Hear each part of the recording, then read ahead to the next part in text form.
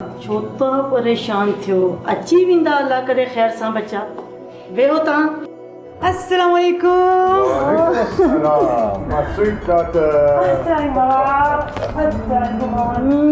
वालेकुम कीअं आहियो अम्मी? मां ठीक ठाक ऐं बाबा तव्हां कीअं आहियो? बिल्कुलु ठीकु आहे तेरी छोकिरी। सोनम तबियत ठीकु आहे? जी मां बिल्कुलु ठीकु आहियां। तव्हांजी ॾाढी यादि पई अचे। ऐं तोखे शहर में का तकलीफ़ त कान हुई न?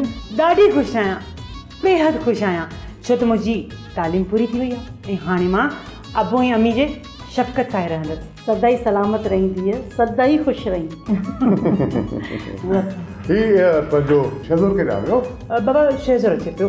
सॼो प्यार सुहाना खे ॾींदो या मुंहिंजे लाइ बचाए रखियो अथव? अची वियो तव्हां। अस्सलाम वालेकुम। चाल ख़ुशि। A1 first class. ठीक ठाक। A1 first class. शहज़ोर पुट तू ते असांखे सुहाना का बि वधीक प्यारो आहीं।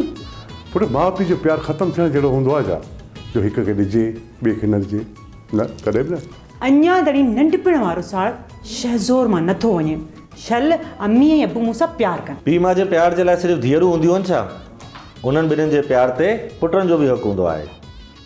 हाणे ईअं कयो तव्हां ॿई फ्रेश थी अचो, मूं तव्हांजी पसंदि जी डिशूं ठाहियूं आहिनि, पोइ पाण गॾिजी मानी था खायूं। काफ़ी ॾींहंनि खां पोइ चाची जे हथ जी मानी खाईंदुसि, ॾाढो मज़ो ईंदो। त पोइ देरि छाजी आहे पुट? वञो जल्दी फ्रेश थी अचो। असां बि सुबुह खां मानी कान खाधी आहे। फ्रेश थी अचो त गॾिजी था मानी खाऊं। काफ़ी अरसे खां पोइ अम्मी जे हथ जो खाधो नसीबु थींदो। ठीकु आहे जी चाचा साईं।